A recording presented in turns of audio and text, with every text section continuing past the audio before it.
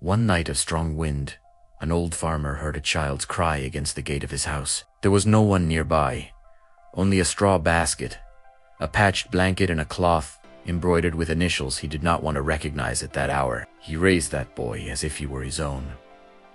Gave him food, gave him a name, held him through nights of fever, taught him to ride a horse and to respect the land. It took him 13 years to discover that. Without knowing it, he had raised his own blood. The son of the daughter he himself had thrown out of the house years earlier out of pride, and when the truth finally knocked at the door, it did not come as relief. It came like a deep stab into a wound he had pretended, for more than a decade, had already healed. To understand how this story began, one must go back almost 20 years to a property surrounded by plantings of cassava and coffee in the interior, far from any large city, in a place the people of the region simply called Cedar Valley. Bellarmino was a man of few words and hands, calloused from working the land since childhood. A widower for 10 years, he ran alone the lands his father had left him, with the help of 2 loyal hired hands and a trusted overseer named Diodato, who had worked with him since the days when his wife was still alive. He had a daughter, Custodia, raised with strictness, taught to obey before asking, to lower her head before disagreeing. Bellarmino's wife had died early, when Custodia was still a girl, and from then on, the father took on alone the task of raising the daughter, without quite knowing how to balance firmness and affection. He chose firmness, almas always, believing that was what protected the girl from the world.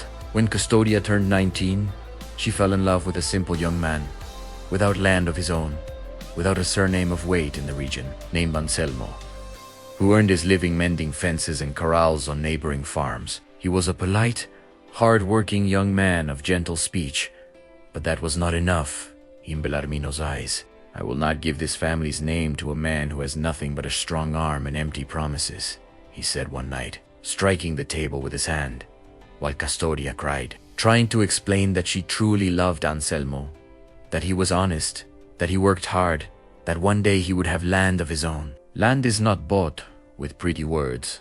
My daughter, land is inherited or conquered with sweat, and that young man has neither."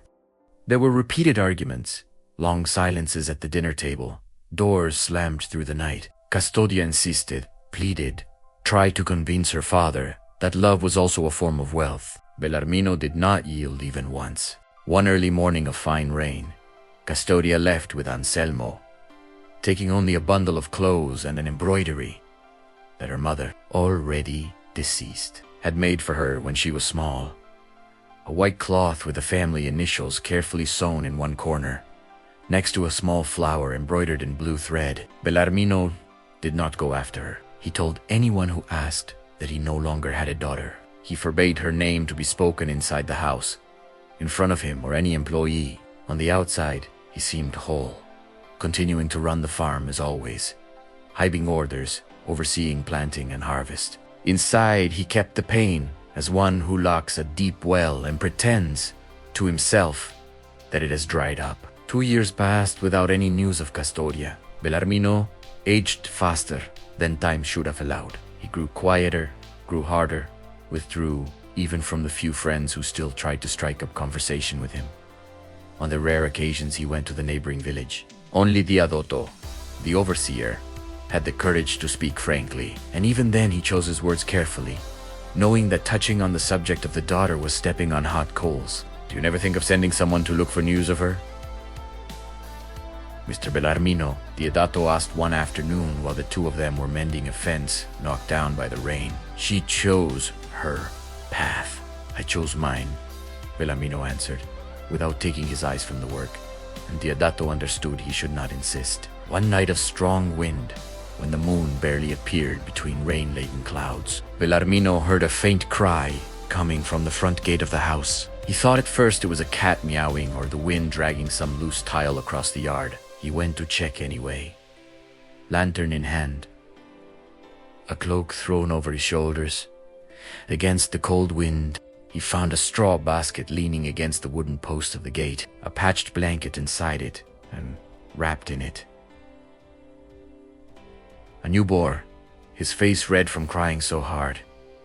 his little hands clenched from the cold, trembling under the thin cloth. There was no letter, no note of explanation, no one in sight, neither on the dirt road nor among the nearby trees. Only an embroidered cloth rolled up next to the baby's small body.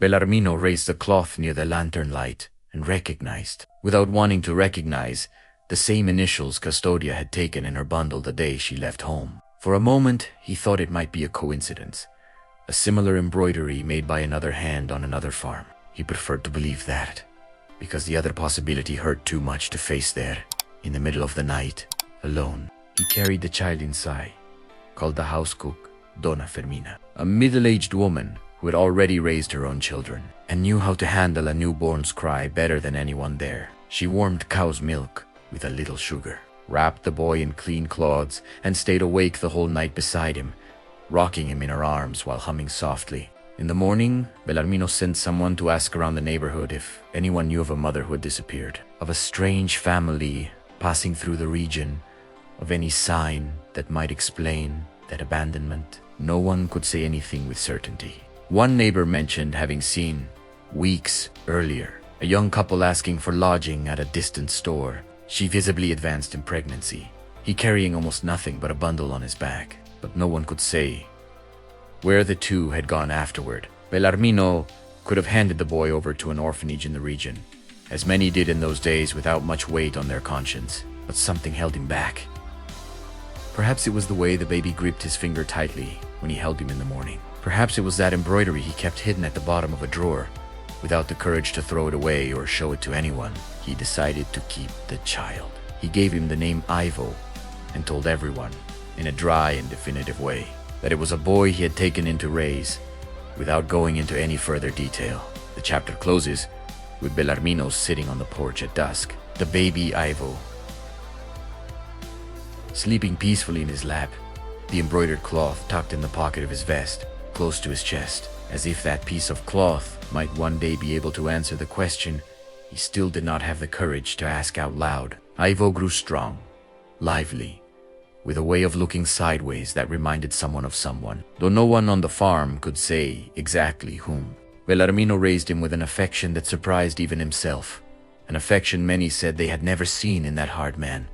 Not even when Custodia was small. It was as if, without quite understanding the reason, he were trying to repair something through that boy, without knowing exactly what. Ivo learned to ride a horse early, learned to respect the work of the land, learned from the Adato to recognize the right moment for harvest, just by looking at the color of the leaf. He was curious, asked about everything, and had a stubborn way of insisting on his own ideas that sometimes made Bellarmino smile in secret, without understanding why it seemed so familiar. At 7 years old, Ivo hummed alone while playing in the yard behind the house, a lullaby no one on the farm had taught him. Donna Fermina heard it through the kitchen window and stood still, the dishcloth forgotten in her hand, because she recognized the melody immediately. It was the same lullaby Bellarmino's late wife used to sing to Custodia when the girl was small, a song Donna Fermina herself had heard dozens of times decades earlier,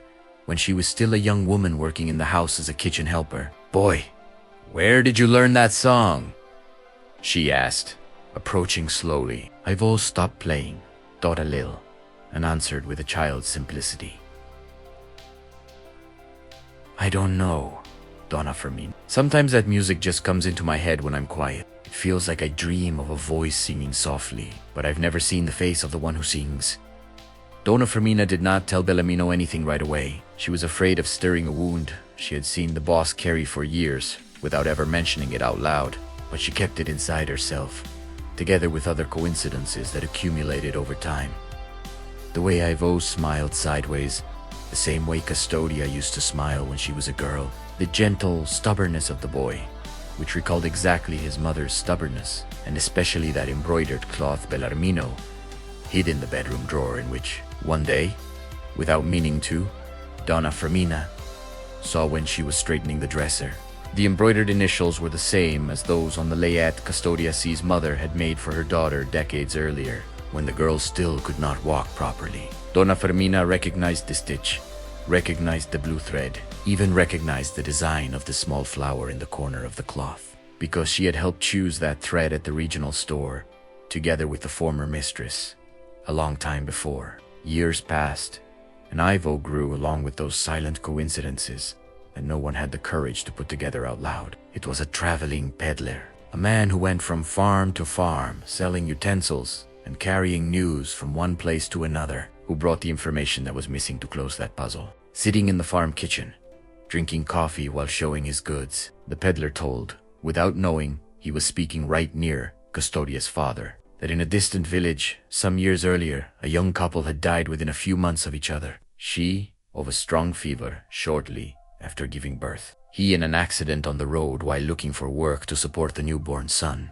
The peddler remembered the case well, because it had been talked about throughout the region at the time. Poor people, without relatives nearby, and no one knew for certain what had happened to the child afterward. Bellarmino, who was close enough to hear every word, felt the ground sway under his feet, as if the earth itself had decided at that moment to tell the truth he had been avoiding for years. "What was that couple's name?" he asked, his voice rougher than he would have liked. The peddler scratched his head, trying to remember. "I think the young man was called Anselmo, Mr. Bellarmino. And the girl I don't remember exactly, but they said she had come from a large farm, daughter of people of means, who had run away from home for love." Bellarmino asked the name of the village, asked the date, asked everything the peddler could remember. The answers matched, one by one, the dates, the time, the face of Ivo, who had slept every night under that same roof for 13 years. Even before the peddler brought that news, small rumors were already circulating in the neighborhood about Ivo's origin. Some said the boy was the son of some distant relative, too ashamed to raise him alone. Others, more malicious, insinuated that Bellarmino was hiding an old secret, and that his silence about the boy's origin only fed the suspicion. Ivo, already 11 years old, heard those comments at the fair in the neighboring village and came home quiet, without the courage to ask his grandfather directly what people were whispering behind his back. "Mr. Bellarmino," he asked once, hesitantly, while helping mend a cartwheel, "do you really know where I came from? People talk too much at the fair." Bellarmino felt his chest tighten, but kept his voice steady. "You came to this house on a night of wind, Ivo. And since then, you are mine, in the way that matters. Don't listen to gossip from idle people." The answer calmed the boy for a time, but did not erase the question that remained alive inside him, just as it remained alive, hidden inside Bellarmino himself, kept together with the embroidered cloth in the drawer. The chapter ends with Bellarmino sitting alone in the farm office after the peddler had already left, the embroidered cloth spread on the table, the lantern light trembling with the wind that came in through the half-open window, and him repeating softly, for the first time in years, the name of the daughter he had sworn never to say out loud again. Custodia Bellarmino did not sleep that night. He spent hours turning over an old trunk stored in the storage room, finding old letters, yellowed receipts, faded photographs, until he found, at the bottom of the trunk, a letter he had never had the courage to open. Custodia had sent that letter shortly before dying, delivered years earlier by a muleteer who passed by the farm, and whom, seized by pride and resentment, refused even to receive in his hands, ordering the man to leave the paper lying at the gate without so much as looking properly at what was written on the outside. The letter, yellowed by time and with the handwriting slightly blurred in some places, said that Custodia knew she was weak, that the birth had been difficult, that she and Anselmo had nowhere to go and not enough money to care for the son as he deserved. It said that if anything happened to her, she asked that the child be taken to her father, even if the father did not want to receive her back, because she trusted that, in spite of everything, he would not leave an innocent child abandoned in the world. It also said, in trembling handwriting at the end, that she felt longing, that she held no grudge, that she only wanted her father to know she had been happy, even poor, even far from home, even without his forgiveness. Bellarmino cried, as he had not cried since the death of his own wife. He understood, too late to ask her forgiveness in life, that the basket left at the gate so many years before had not been abandonment by strangers. It had been the last request of a desperate daughter trusting that the hard father, even without knowing whom he was receiving on that night of wind, would not close the door on an innocent child.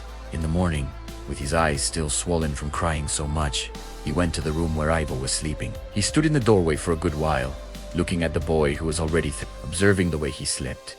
The same way Custodia used to sleep when she was small, the arm folded under the pillow. He sat on the edge of the bed and waited for the boy to wake by himself. When Ivo opened his eyes and saw his grandfather sitting there, his face marked by exhaustion and his eyes red, he grew worried. "Are you all right, Mr. Bellarmino? Did something happen?" Bellarmino took a deep breath, held the boy's hand, and told him everything, hiding nothing.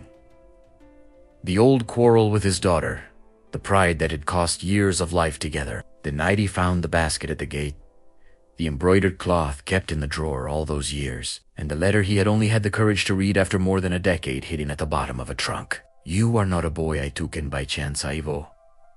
You are my grandson, son of my daughter, whom I hurt and lost through stubbornness. And I did not know. I raised you without knowing I was raising my own blood." Ivo listened to everything in silence, his eyes full of tears, holding tightly the wrinkled hand of his grandfather. He remembered at that moment the question he had asked 2 years earlier while mending the cartwheel, and the dry answer he had received. He finally understood that his grandfather had not been hiding it out of malice, but out of fear of facing a pain he had carried alone for far too long. "It doesn't matter what happened before, Mr. Bellarmino. I already knew, deep down, from the beginning, that this house was truly my house, and that you, even without knowing the kinship, were always my father in the things that matter." After saying that, he stood up and hugged his grandfather tightly. As one who finally understands an old emptiness he'd always felt without knowing how to explain. The news spread through the farm and the neighborhood in the following days, and reached the same neighbors who years earlier had spread malicious rumors about the boy's origin. Many of them, ashamed, came to the farm to apologize for having fed suspicion about an innocent child. An old fair commentator, who had been one of the most talkative at the time, took off his hat before Bellarmino and said, "Oh, forgive me, Mr. Bellarmino, for having spoken of what I did not know." In a gesture no one expected from that formerly closed man, shook the neighbor's hand and answered that the only guilty one there, from the beginning, had been himself, out of pride, and not those who merely repeated what they did not understand. Instead of gossip or judgment, what was seen from the neighboring houses to the hired hands of the farm itself was genuine emotion. Donna Fermina cried with relief, finally free to tell everything she had kept quiet for years, afraid of opening a wound that was not hers to open. Diodato said, with a sad smile, that he had always suspected something, because he saw in the young man gestures and mannerisms that recalled too strongly the former young mistress. Neighbors who knew Custodia Isolde's story came to the farm, one by one, to embrace Bellarmino and say that there was still time to honor his daughter's memory by taking good care of the grandson she had left as the greatest possible inheritance. Bellarmino ordered a portrait of Custodia made, based on the memory of those who had known her well, and placed it in the main room of the house, beside the old portrait of his wife. He began to tell his daughter's story to anyone who wanted to hear it, without shame, without hiding the mistake he had made by throwing her out of the house out of pride years earlier. Ivo grew up knowing exactly where he came from, helping his grandfather run the farm with redoubled dedication, and carrying forward with true pride the family surname that had almost been lost because of a quarrel that, looking from afar, seemed so small beside the love that remained. This story shows us how pride can cost far too much, stealing years of life together that never return. Bellarmino lost the chance to say goodbye to his own daughter, lost years he could have spent at her side, all because of a stubbornness that, deep down, he'd only the fear of losing control over his own life and over the choices of those he loved. But this story also shows that family love finds a way, even when everything seems lost forever. Custodia, even hurt, even distant, entrusted her own son to the father who had rejected her, because she knew, deep in her heart, that blood and family love are not erased by quarrels or by years of kept silence. And Bellarmino, without knowing it, already loved his own grandson long before discovering who he really was. Because true love is born of daily care, of the comfort offered on nights of fever, of the hand that holds firmly, and not only of the blood tie hidden behind it. Here is a reflection to take with you. How many times does pride distance us from those we love most in this life? And how much time do we think, without any certainty, we still have available to repair what was broken by stubbornness? Sometimes life does not wait for the right moment, and the forgiveness we always leave for tomorrow may never again find the right person to be spoken to, nor the right chance to be lived. If this story touched your heart, leave your comment below, telling what you felt throughout this journey. And don't forget to subscribe to the channel to follow the next stories, always full of emotion, overcoming, and family love.